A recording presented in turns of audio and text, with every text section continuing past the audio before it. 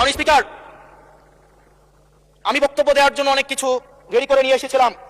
আমরা আইনমন্ত্রী, তারপরে হচ্ছে হফ করার জন্য, মদিনা সনদ পড়ার জন্য পড়েছিলাম, কিন্তু আন্দালিব রহমান পার্থ সাহেব যে বক্তব্য দিয়েছেন, আমরা ক্লাস 8-9 যে ডিবেট করতাম, সেটি রিভার্টাল দিলে 20 মিনিট সময় লাগবে। মাননীয় স্পিকার, আমি ওনার বক্তব্যের রিভার্টাল দিচ্ছি।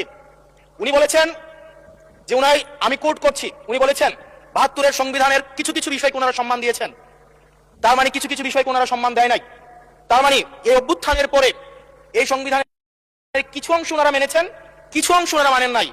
ওনারা কেবল ওই অংশটাই মেনেছেন যে অংশটা ওনাদের পক্ষে গিয়েছে, যে অংশটা ওনাদের বিপক্ষে গিয়েছে এই অংশটা ওনারা মানেন নাই। মাননীয় স্পিকার, এই ধরনের প্রকৃতি সম্পন্ন যারা আছে বাংলাদেশের পার্লামেন্ট, যারা দেখছেন তারা সিদ্ধান্ত নেবেন, যারা কখনো কখনো কনফরমিস্ট, যারা কখনো কখনো রিফর্মিস্ট, তারা মূলত হচ্ছে অপরচুনিস্ট। এখন আমি সংবিধানের কিছু কিছু ধারা মানবো, কিছু কিছু ধারা মানবো না। আমি কখনো কখনো সাংবিধানিক, কখনো কখনো আমি অসাংবিধানিক। মাননীয় স্পিকার, যখন ডক্ট্রিন অফ নেসেসিটির প্রশ্ন আসে, মাননীয় স্পিকার, এই এক্সিস্টিং সংবিধান অনুযায়ী যখন 7A এবং 7B বলবৎ থাকে, সেই জায়গা থেকে আইনত করা মাননীয় স্বরাষ্ট্রমন্ত্রী উনি থাকতে ভালো হতো।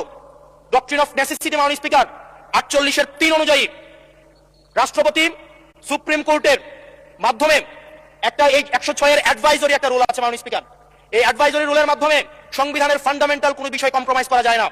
মাননীয় স্পিকার, যদি আমি এই সংবিধান মানি, তাহলে এই অন্তর্বর্তীকালীন সরকারের বৈধতা প্রশ্নবিদ্ধ হয়। মাননীয় স্পিকার, মাননীয় স্পিকার, যদি এই সংবিধানকে আমি ধারণ করতে চাই, মেনে চলতে চাই, সেদিন 64 বিধি অনুযায়ী অ্যাটর্নি জেনারেল নিয়োগ দেওয়া হয়েছিল 6 আগস্ট। মাননীয় স্পিকার, এই সংসদে প্রশ্ন রাখতে চাই, তৎকালীন বর্তমান রাষ্ট্রপতি চুপ্পু, তখন বলা হয়েছে অ্যাটর্নি জেনারেল নিয়োগ দেওয়ার